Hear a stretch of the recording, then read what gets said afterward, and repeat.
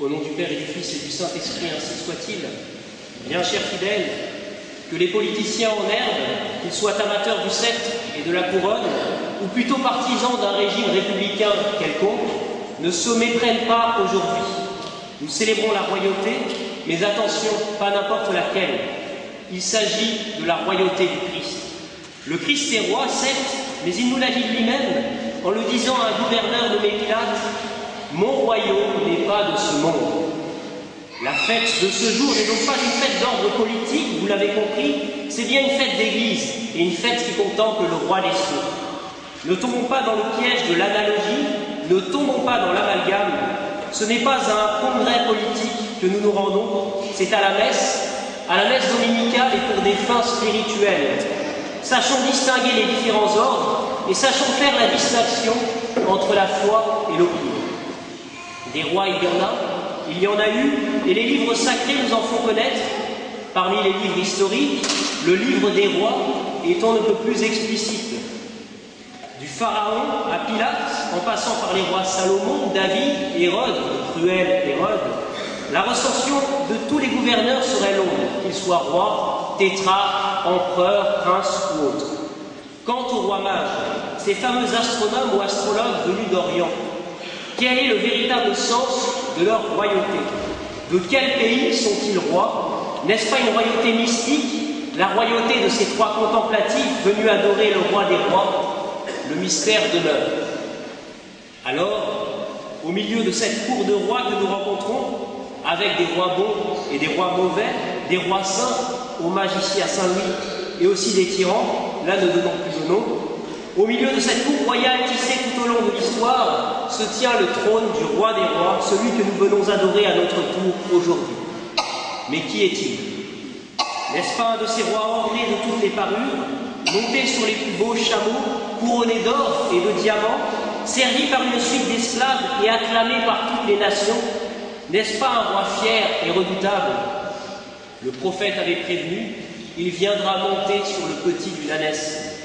Et le voilà arrivant sur cet ânon, humble et discret, après avoir vécu 30 ans dans le silence, lui qui est né dans une étable misérable. Et le voilà s'approchant des pauvres, se penchant sur les malades, marchant, jeûnant, priant. Et le voilà accusé de bien des blasphèmes par ceux qui détiennent le pouvoir temporel. Le voilà conduit au tribunal, devant le Sanhédrin, puis amené devant le gouverneur Pilate. Mon royaume n'est pas de ce monde. Sa cape de roi est une vulgaire tunique écarlate que les soldats se partageront après l'avoir dénudée. Son sceptre, une branche de roseau bien dérisoire. Sa couronne, une couronne d'épines qui écorche jusqu'au sang. Ses mains ointes de l'onction royale, ce sont des mains sanglantes dont les poignets souffrent du passage des coups meurtriers. Et son trône, 2 poutres de bois sec qu'il a dû porter lui-même et dont l'inscription signale toute l'ironie des hommes: INRI, Jesus Nazarenus, Rex Videorum, Jésus le Nazaréen, roi des Juifs. Mais ce qui est écrit, et le plan de Dieu dépasse l'ironie des hommes. Ils ont prouvé sa royauté en voulant la nier, ils ont prouvé sa royauté en voulant la défaire, et les bras en croix du roi tournés en dérision manifestent bien un signe de victoire. Et nous verrons le souverain juger toutes les nations du haut des cieux, du haut de son royaume. Son royaume n'est pas de ce monde. Ce monde, parlons-en, il est sans cesse tiraillé et il est difficile d'y voir clair entre les idéologies, les croyances et les non-croyances. Il est difficile de trouver la vérité au milieu de tant de confusion. Et pourtant, quiconque aime la vérité entendra ma voix. Voilà la dernière phrase de notre évangile. Le monde, ce monde, n'est pas essentiellement mauvais. Il est d'ailleurs créé par Dieu, mais il est enténébré. Enténébré par qui? Par le prince des ténèbres, que le Christ appelle justement le prince de ce monde. Alors, sur terre, le combat continue. À nous de choisir celui qui doit régner dans notre âme, le prince des ténèbres ou le roi des rois. Ne soyons pas manichéens comme ceux qui pensent qu'il y a un Dieu du bien et un Dieu du mal.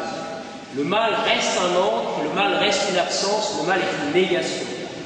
Le mal, c'est une absence de bien. Ne soyons pas manichéens, mais sachons reconnaître qu'il y a 2 règnes, 2 royaumes, le royaume du bien et le royaume du mal. Deux amours ont construit deux cités, nous dit saint Augustin, l'amour de Dieu jusqu'au mépris de soi, et l'amour de soi jusqu'au mépris de Dieu. Et nous avons la réponse à notre question. La royauté du Christ s'est voulue discrète, cachée, dans un esprit d'humilité. Un vrai chef, un vrai roi doit être humble. Voilà le message de l'homme qui a montré sa divinité par une humanité pauvre, cachée, puis persécutée, excusez-moi pour le lapsus, bienvenue, pourquoi pas, et puis torturée à mort. Les hommes attendaient un Messie riche, vénéré par tous, adoré même, et d'une puissance sans limite. Un homme, un de tous. Et notre Messie a surpris tout le monde. Il a surpris en mettant l'humilité en lettres de feu sur son manteau royal, sur sa bannière et sur ses armes. Il a mis l'humilité et l'esprit de sacrifice, et il est mort entre deux voleurs. Quel fait surprenant!